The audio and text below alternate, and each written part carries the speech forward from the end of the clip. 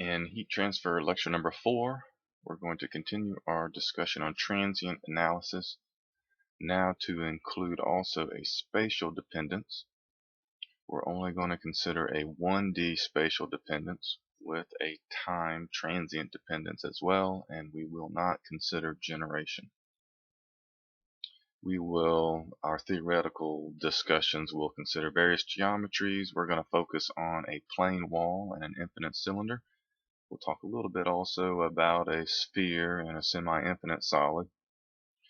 And we will be applying boundary conditions. The primary one is a convection boundary condition, so a surface energy balance where conduction balances convection leaving the body. We'll also talk about implementing a instantaneous step change in temperature, which would be an isothermal boundary condition or also a constant heat flux. We're going to focus for a while though on the plane wall and a convection boundary condition, and then we will make deviations to that solution to address these other considerations.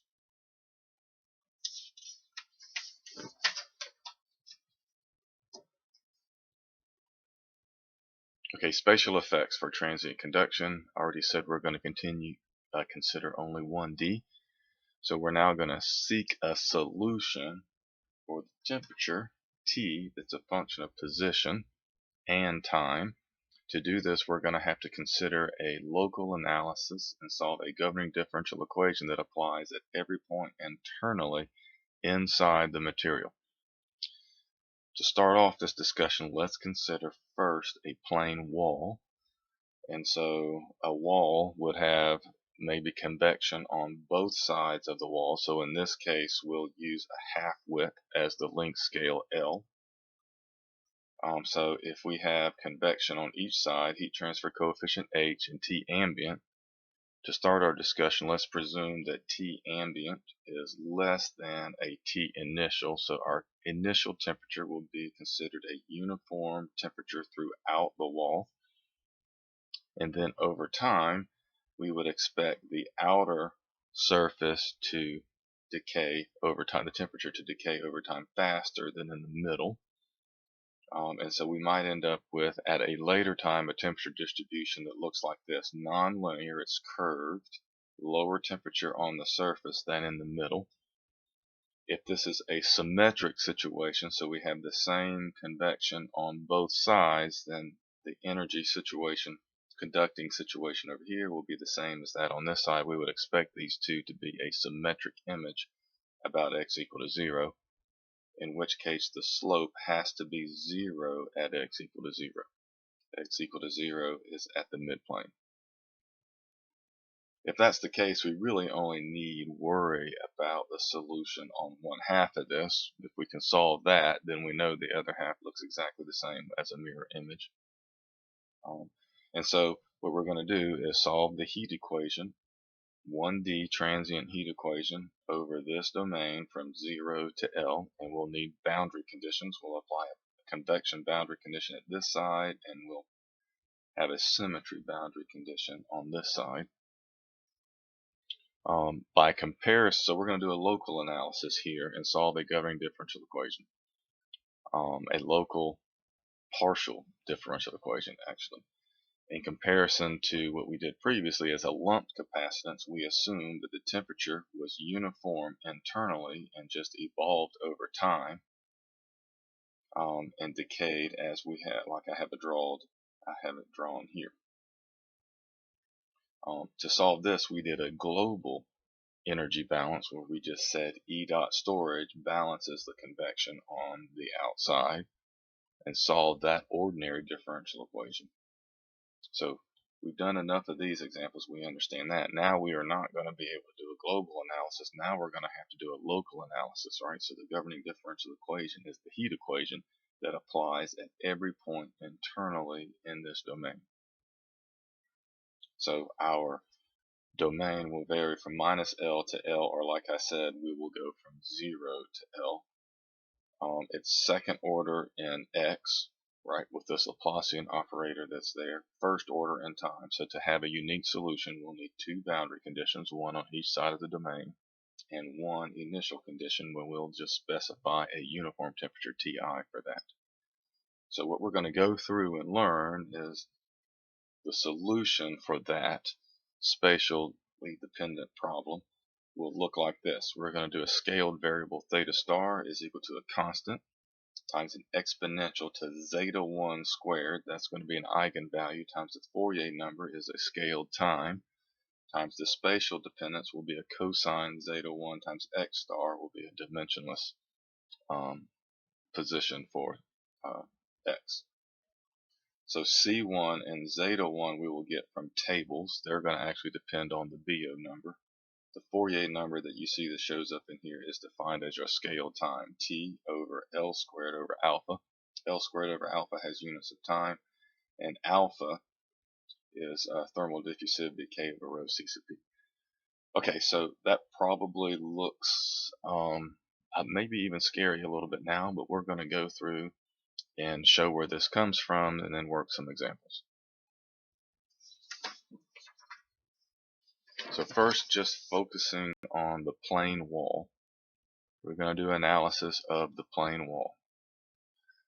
So we'll consider a wall of half width L, convection boundary condition at x equal to L, initial condition is uniform at Ti, and then we're going to have a symmetry boundary condition at x equal to 0. And the domain is x going from 0 to L, where we'll have the apply the heat equation. Okay, so we have an initial condition, T as a function of x, at time T equal to 0, is equal to Ti. So we're going to assume a uniform initial temperature throughout the wall. Boundary condition of an surface energy balance at x equal to L, conduction minus k dt dx. These are partial derivatives here. Evaluate at x equal to L. This is only true at x equal to L. Is this equal to h times the temperature difference, so Newton's law of cooling. T is evaluated at L, so that's the surface temperature. This is the gradient at x equal to L, so on the surface. So that's a boundary condition. The other boundary condition is that we'll have a zero slope at x equal to 0, and so that would be the case for symmetry, or equally that's the case if we were to have an insulated boundary on one side. So we can apply this solution to two different boundary conditions at x equal to 0, or two different considerations, an insulated side or a convection side.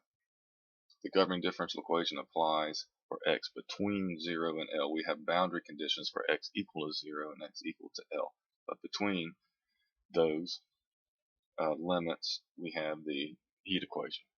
The heat equation K Laplacian of temperature equals rho C sub P dt d time.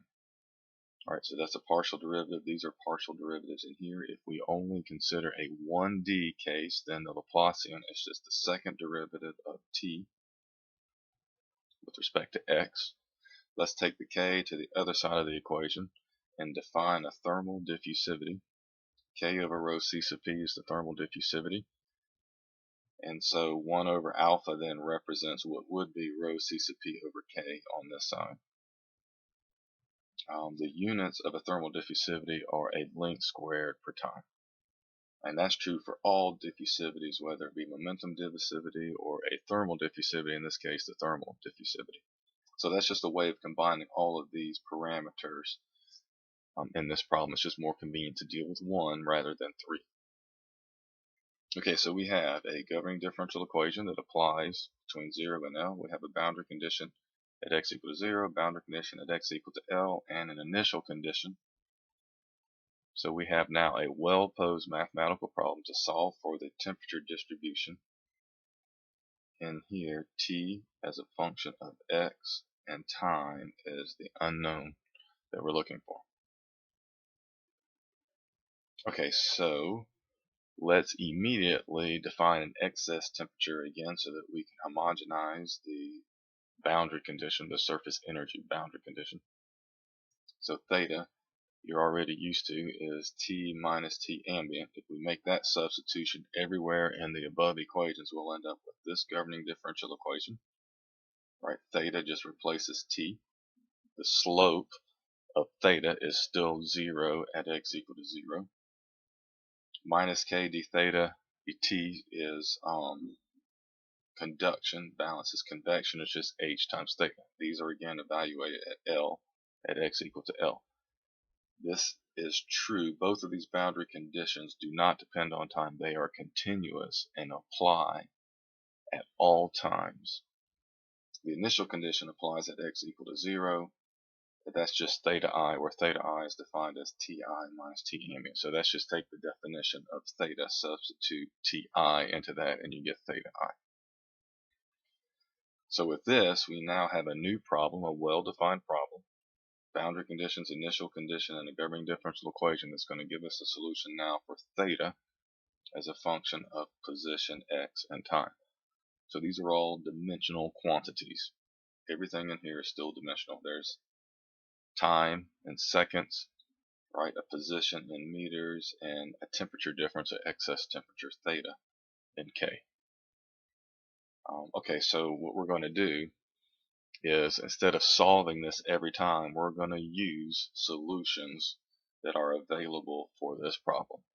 The solutions are given in a scaled form, so we now need to scale this equation. So I'm going to go in detail with the scaling, although in the end I think you will agree that the scaling is actually a very, very simple concept, and but for some reason students struggle with this. Some students struggle with this, so I want to give you some of the details. So if you need to skip past some of this, you're welcome to do that in the video. But for scaling, all we're going to do is divide each of these variables by some constant parameter in order to make them dimensionless. Okay, so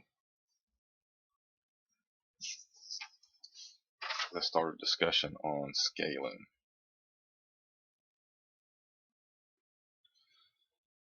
I'm just going to call it scaling. Scaling, one of our variables is theta. So a scaled theta, I'm just going to put a starred quantity on that scale.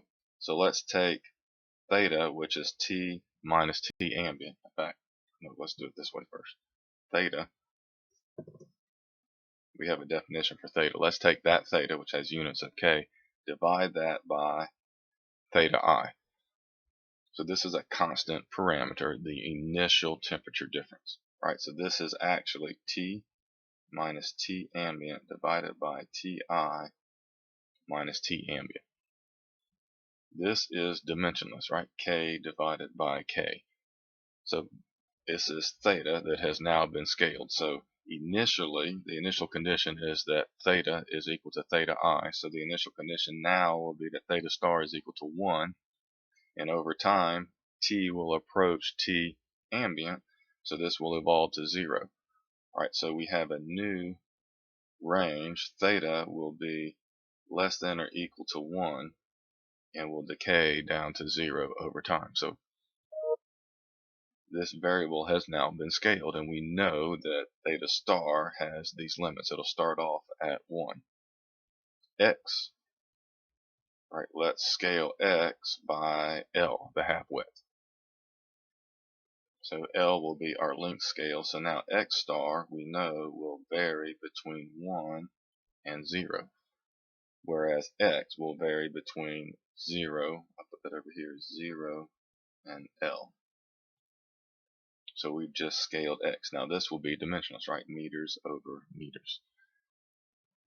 Time scale, T star is going to be equal to time divided by, to make a time, we don't really have an explicit time scale in this problem because we have a solution as time goes to infinity.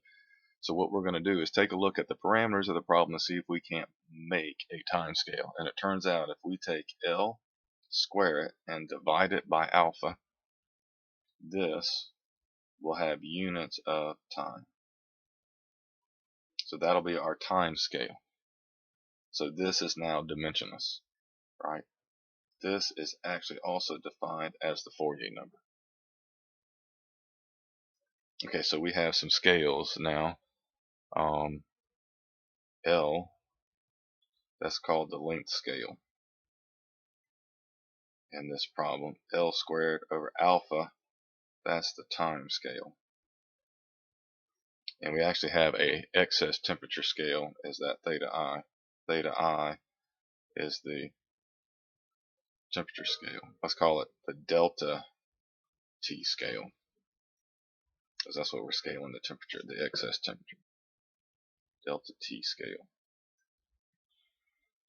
Okay, so now what we're going to do is convert the problem that we already have expressed in terms of theta, x, and t, and we're going to change that to express it in terms of all starred quantities. So we're literally going to do a variable substitution, right? Okay, so everywhere that we see a, let's call it variable substitution.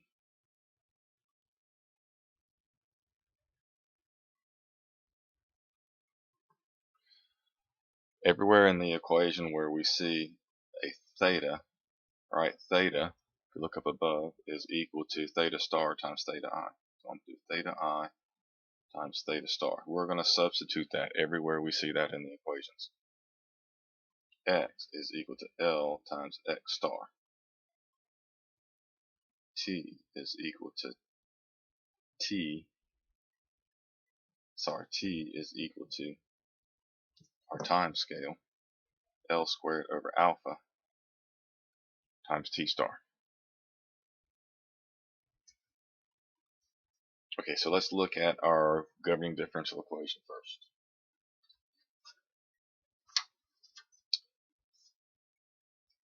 Here it is. Second derivative of theta with respect to x times 1 over alpha derivative with respect to time. Governing differential equation. Second partial of theta with respect to x equals 1 over alpha partial of theta with respect to time. Okay, so here we're going to put theta I times theta star. Theta I is a constant, right? That x we're going to put right there, and that time we're going to put here. Looks like an election ballot. No, I'm just kidding. So, so we'll end up with theta I times theta star in the numerator divided by, in the denominator, I now have L times x star squared. That square is on the x, so I have to make the substitution there. That's equal to 1 over alpha. I have a theta I theta star again, divided by time is L squared over alpha T star.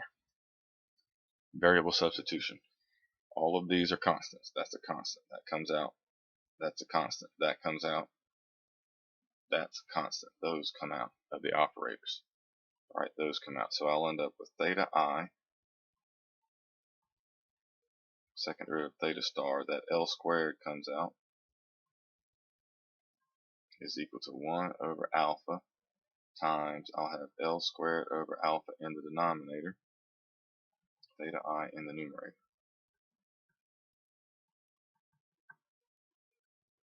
So I'm left with that. So notice that that term and that term only involve starred quantities. Those are now dimensionless quantities. This is still exactly the same equation as that, just expressed in new variables. Alright, so we are free to now work with this. Well, notice what happens to the parameters. An L squared is going to cancel, an alpha is going to cancel, and a theta I is going to cancel. So we're left only with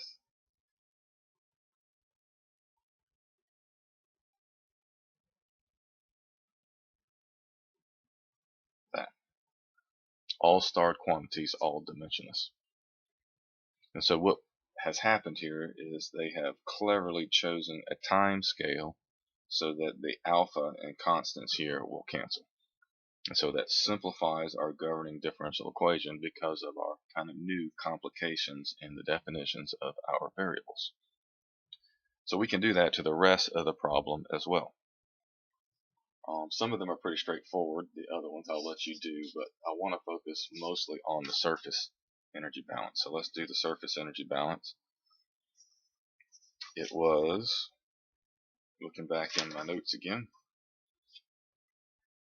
K d theta dx equals h times theta, all evaluated at x equal to L. So let's consider that one. minus k d theta dx at x equal to L is equal to h theta evaluated at x equal to L. Okay, so here we're going to put theta I times theta star. There we're going to put L times x star. And also theta I times theta star here. So we're going to end up with minus k. Again, okay, let me go ahead and write theta I times theta star goes there and there. And for x, we have L times x star. So the constants will come outside of the operators. That comes outside of that partial. That comes outside of that partial. So we end up with minus k times theta I divided by L partial of theta star with respect to x star is equal to h times theta I times theta star. Now, instead of being evaluated at x equal to L corresponds to x star equal to 1.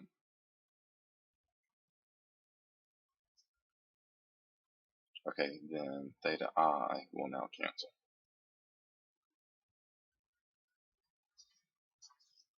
Okay, so let's take the k and the L to the other side. We'll end up with the partial of theta star with respect to x star, right, evaluated at 1 is equal to h L over k.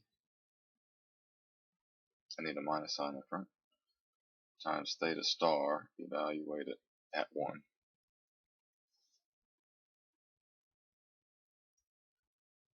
And you may recognize that, right, is the BO number. Okay, so now let's rewrite the entire problem in terms of dimensionless variables. We have a governing differential equation, second partial of theta star with respect to x star is equal to the partial of theta star with respect to time star. The boundary condition at x equal to 0 turns into d theta star dx star is equal to 0. This is at x star equal to 0. The boundary condition we just came up with, d theta star dx star at 1 is equal to minus the BO number, theta star evaluated at 1. And then the initial condition turns into theta star at t star equal to 0 is equal to, remember theta star is equal to theta over theta I, so if I substitute theta I, we just get 1, right? So that is theta I over theta I. Okay, so this is our new scale problem. This gives us theta star as a function of x star, t star, and the BO number. So one of the nice things about scaling is the number of parameters has now been reduced. Right? We now only have one parameter we need to know to solve this problem, and that is the BO number.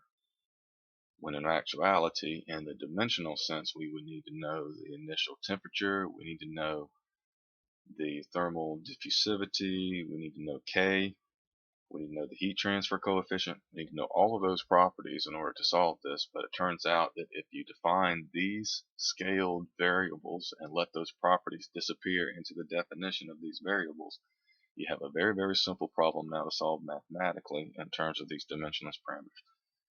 Now, I told you that that T star is actually the Fourier number as a function of time. I don't like calling it the Fourier number because it's actually a scaled time, and usually when you have something like a number, Fourier number or a BO number or a Reynolds number, it's usually a constant parameter, so it's kind of an example of one situation where it's different, where that's called a Fourier number, the scaled time. Okay, so what we can now use our given solutions for this scaled problem. We just need to be able to kind of unscale it after we have a solution so that we can use it in the dimensional sense. Right, and so this replaces t as a function of x time with what are all the parameters that would be involved. We need to know a k, an h, we need to know a thermal diffusivity, we need to know an initial temperature. Am I missing something? I think that's it, right? So 1, 2, 3, 4, 5, 6, 7 variables are replaced to 1, 2, 3, 4 variables.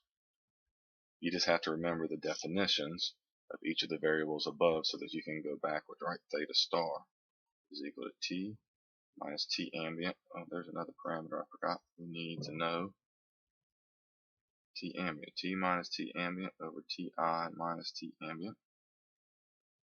And then X. Oh, there's another parameter I forgot. L.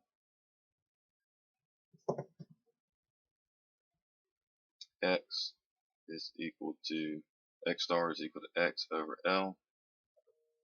T star is equal to time divided by L squared over alpha. And we also need to know what that BO number. That BO number is equal to HL over K.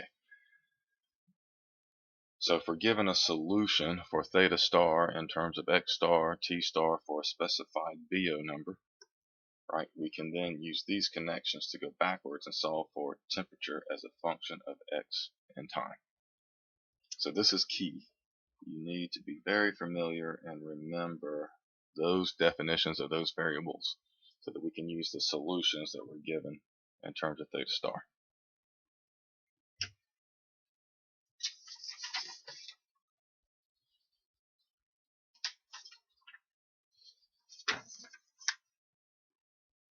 Okay, so here's the solution for the plane wall case. So this is theta star as a function of X star and the Fourier number, right? That Fourier number, remember, that's the same thing as T star. Okay, so they've solved the problem with a separation of variables solution technique, which is an analytical approximation technique using a trigonometric series. So we're using a summation of sines and cosines. In this case, the sines drop out. Only the even component stays in the trigonometric solution. And so we only have a cosine series. So this is an infinite series. We're going to add up an infinite number of these cosine functions. And this zeta n that shows up in here is an eigenvalue, and this is a constant in front. So that same eigenvalue zeta n shows up here. So you have to add up a special collection of cosines, or these are actually called eigenfunctions. A special collection of eigenfunctions, and as n goes to infinity, the solution is met exactly. Okay, so this is kind of complicated to evaluate. You have an infinite number of these. The first one, so n equal to 1, that first c will be the largest. The next c, so C2 will be a little smaller, C3 a little smaller, C4 a little smaller, and so for this to be a convergent series, those get smaller and smaller and smaller. So the impact of the higher eigenfunctions are going to be smaller. So at some point we'd like to not include all of them. We only want to include a finite list of them, and then we'll suggest that our solution is good enough. So this is why it's called an analytical approximation, because we can't possibly keep an infinite number of terms there. So I'm not going to go into the separation of variables technique. We actually cover that a little bit, at least with an intro in your MAE 310 analysis class, engineering analysis class. Okay, so that Cn is given in terms of a zeta n. So you need to know what that eigenvalue is. That eigenvalue happens to be the roots of this transcendental equation. So this is where the Biot number dependent shows up. All right, this has an infinite number of roots to it. The smallest one will be n1. The next larger one will be n2. The next larger one will be n3. So these are like an ordered, you got to find the roots of this in an ordered way. Okay, so you could solve this numerically yourself, using the Euler technique or some nonlinear solver you could use to solve this, but this has also been tabulated for you in Appendix B3. So they give you zeta in terms of the Biot number, and so they give you the first 4 in table B3. Now I don't know why they do this, but the textbook changes from a zeta to a xi. But they're showing you the equation in Appendix B3. So this equation that they're solving for, even though the variable changed, it's actually the same variable in the end. Okay, so what we can do is just include a finite number of these. So in fact, you're only going to be able to go up to 4 with this. And so if we were to plot this solution, theta star as a function of x star for different values t star, the solution will look like this. It would be at t equal to 0, it would be uniform 1, right? If theta star is theta over theta, right? At time t equal to 0, theta is equal to theta I, so theta star becomes 1, right? As time goes to infinity, theta star will evolve towards 0. There will be no temperature difference. And so the temperature is going to decay over time like this. It will decay faster over here on the surface, so this surface temperature will be lower than the temperature in the middle.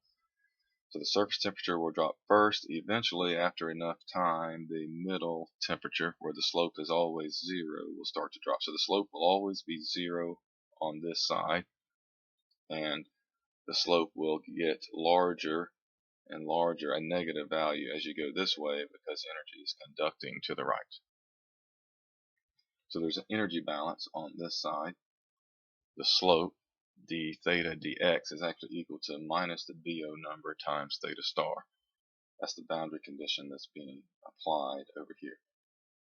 Notice that as the Biot number goes to 0, this would be again insulated on this side.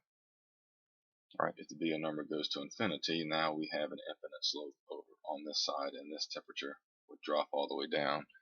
And so that is an analogous to our discussion of the Biot number relating to the size of the temperature difference inside compared to the temperature difference outside. We still have that relationship or meaning of the Biot number. But all of this we know to expect the solution to behave and look like this without even having solved it, just understanding heat transfer and the nature of the solutions to the heat equation. So this is x star equal to 1, as it corresponds to x equal to L. Okay, the next thing to consider is, well, let me go back. The next thing to consider is this discontinuity that shows up right here in the slope. Right, so at time t equal to 0, we have a uniform temperature going across, and then the temperature is going to drop on this side, so we're going to instantaneously apply a convection boundary condition here, so the slope is going to instantaneously not be 0 here as it is at time t equal to 0. So there is a discontinuity there.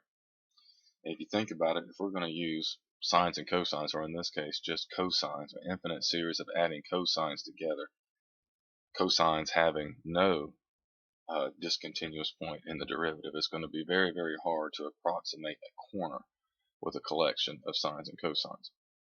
But at a very small time later, the temperature profile is expected to look like this, a nice curve. Now this, you would expect sines and cosines to be able to meet very well without a lot of terms. So what we're going to do is assume that if at a long enough time after the initial condition, so at small enough times, let's say small enough Fourier numbers. We won't, for large enough Fourier numbers, we will be able to assume only one term. So we're only going to use the first C1 times cosine solution for large enough times. Smaller than that, we'd have to use a lot of terms. Okay, so that's called the one-term approximation. So for small times, the discontinuity at x equal to 1, so on that surface, makes it very, very difficult to use a cosine series, although you can in the limit as the number of terms goes to infinity. It still works. You just got to use a lot of terms. Alright, so it would take many terms in that series for small to be accurate for small times. For large enough times, that discontinuity is relieved, and so the solution is naturally curved in shape. So we're gonna say, and experience says that this is valid, that we can get away with using only one term, the very first largest term. So that's called a one-term approximation.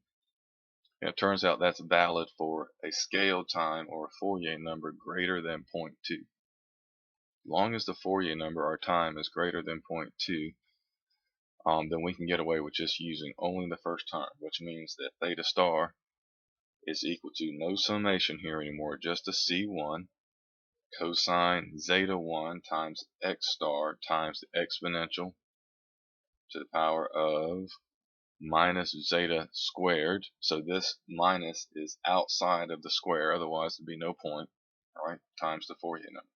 That's our solution. There's an exponential time dependence times a spatial variation. We can combine this C if we wanted to with this term and call that theta star. If you substitute in x star equal to 0, cosine of 0 is 1. And so the solution at the midplane, so at x equal to 0, is actually just this.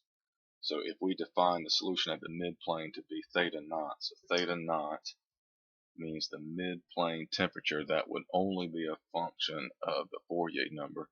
You can only focus on that. If you wanted to know the temperature out on the surface, you would then need to multiply by cosine, substituting 1 in this location, would be multiplied by cosine zeta 1.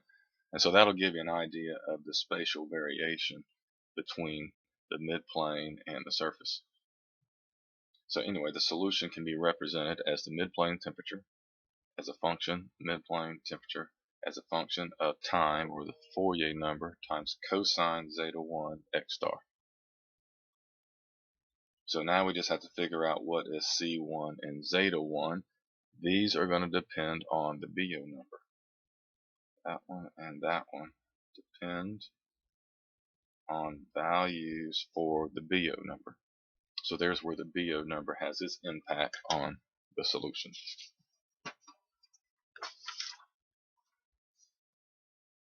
So here is table 5.1. Right, as a function of the Biot number, it gives you zeta 1 and C1. It even tells you that zeta 1 is given to you in terms of radians because it's going to be substituted into that cosine function. So this is not degrees, that's in radians. You have to make sure you have your calculator setting correct for that. So this is the plane wall solution. We're going to get another solution later on for a one-term approximation that would apply for an infinite cylinder, and then another one for a sphere. So the one that we have now is for the plane wall. Alright, so you will have to interpolate to come out with the appropriate zeta 1 and C1 for a one-term approximation.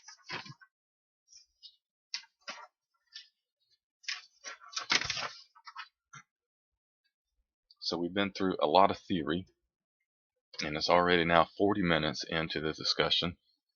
I still feel it's important to work an example. This is not a long example, so I'm going to go ahead and take 10 more minutes to work an example. So here we have a steel. This is an annealing process where we're going to take a steel plate that's reheated. It's then going to be cooled, so it'll be less brittle. Consider the reheat stage. So we're reheating this. It's 100 millimeters thick. It gives you properties so that we don't have to go look up those properties. Normally those are going to be temperature dependent properties. It's initially at a uniform temperature of 200 degrees C. is then to be heated back up to 550 degrees C. Heating is effected in a gas furnace. Properties: T ambient is 800 and the heat transfer coefficient is 250. And this is exposed to, it says, on both surfaces of the plate. How long should the plate be left in the furnace? So our goal is to be heated to a minimum temperature. We want T minimum, time until T minimum is equal to 550 degrees C. Right? And so this time we're doing a heating situation. So if this is the wall, we have convection on both sides, so this is going to be symmetric. We're going to start at 200 degrees. As this starts to heat up, the outside will heat up faster, right? T ambient is equal to 800 degrees C.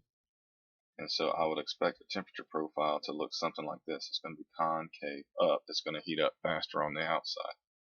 So T minimum is going to imply T at X equal to 0 on the inside in this case.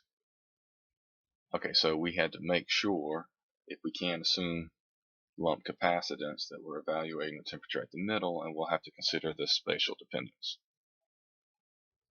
Okay, so let's see, we have properties are given to us. We're going to check now lump capacitance. Even though we don't expect to be able to use lump capacitance in general, because I'm working a problem that's going to have spatial dependence, but in general, check lump capacitance. Lump capacitance, question mark. All right, the BO number in this case is going to be equal to HLC over K. So this is going to be our BO number for a check. LC is going to be equal to the half width, right, of this. So it says this thing's 100 millimeters thick, so LC is equal to the half width because I have convection on both sides. H is 250 watts per meter squared. K, LC is 0.05 meters. This is divided by K, which is 48 watts per meter K. So this comes out to be 0.2601. Alright, so greater than 0.1. Right? No lumped capacitance. We cannot use lumped capacitance in this case. So now we know we're going to have to include the spatial dependence. But we already have a solution, right, for a plane wall. Plane wall with convection.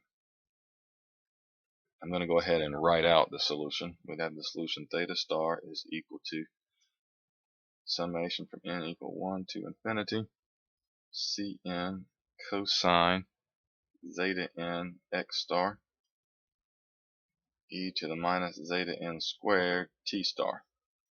Well, the book uses 40. Right, that's the same thing as t star. That C1 that shows up right there is equal to 4 sine, Cn, sorry, 4 sine zeta n 2 zeta n plus sine 2 zeta n. And then to define zeta n times the tangent of zeta n is equal to the BO number. Okay, so we have this as a solution, but what we want to do is see now if we can get away with using the one term approximation. One term implies would only be valid for the Fourier number greater than 0.2. However, we're asked to find the time in this problem, so we don't know what the final Fourier number is. So what we're going to do is we're going to assume that the Fourier number is greater than 0.2, and then check with our final solution. Assume the Fourier number is greater than 0.2 at final time, and confirm with our final answer.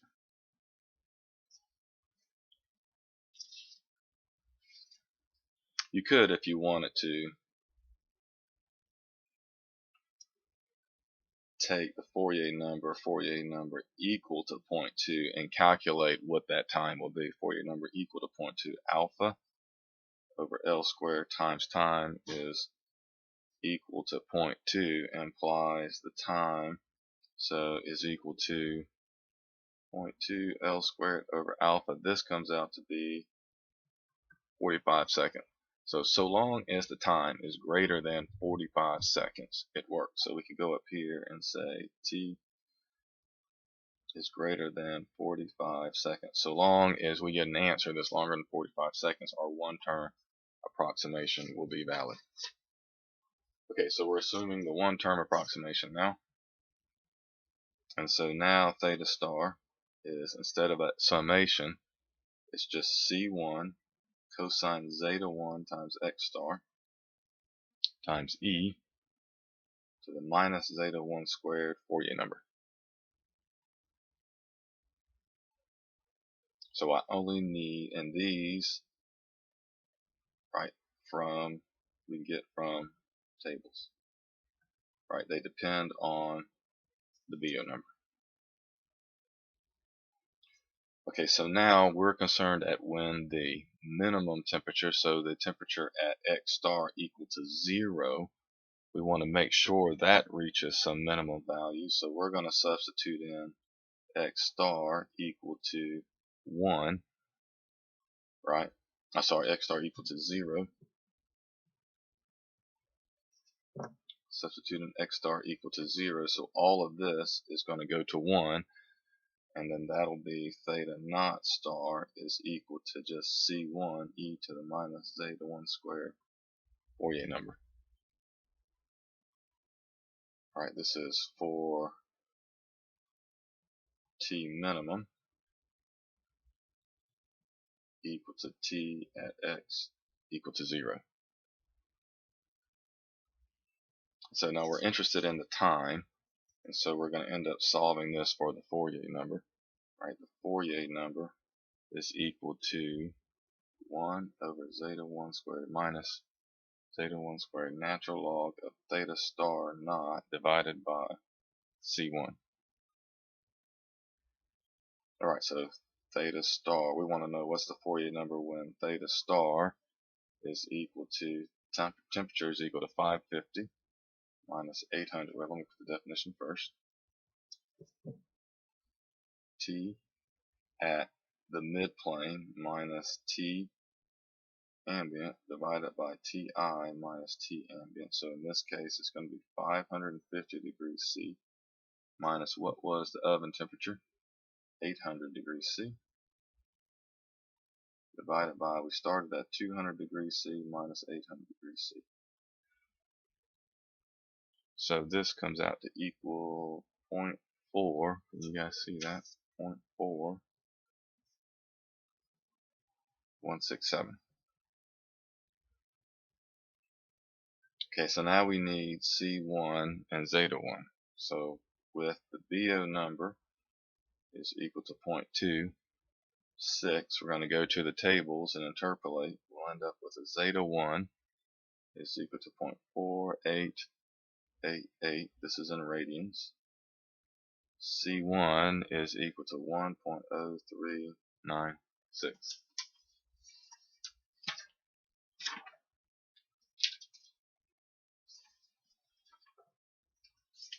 So the table we're going to is B1. We're going to go down to 0.26. So we're going to interpolate at 0.26. Here, we're going to come over here and get a zeta 1 and get a C1. Interpolate those. These are the values that we end up with. So now we can solve for the Fourier number. The Fourier number comes out to equal 1 over minus 0.4888 squared. Natural log of 0.4167 divided by C1, 1.0396. This comes out to equal 3.826 for a Fourier number, which actually is greater than 0.2. So there's our check, right? So we can say the one-term approximation is valid. Don't forget to do this check right there. One-term approximation is valid because this is greater than 0.2. But now we also need to solve for the time explicitly. Alpha over L squared times T is equal to the Fourier number, which is 3.826. Solve this for the time. Time comes out to be 858 seconds. All right, for 14 minutes, 18 seconds. To do this, we need an alpha, which is equal to K over rho CP. Let's see if I have a number for alpha somewhere.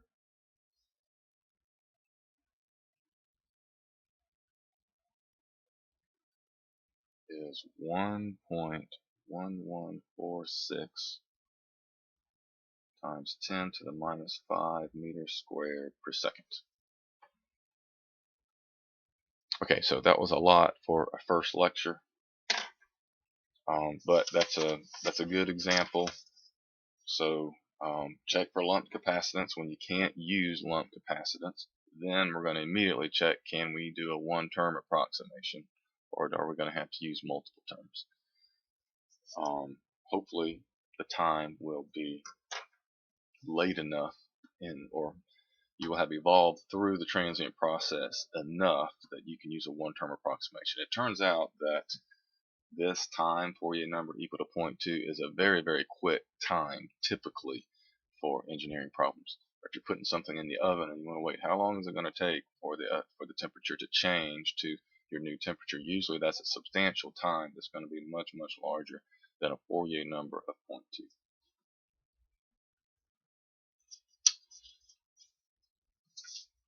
Okay, so I will now address questions in our question and answer session via Zoom.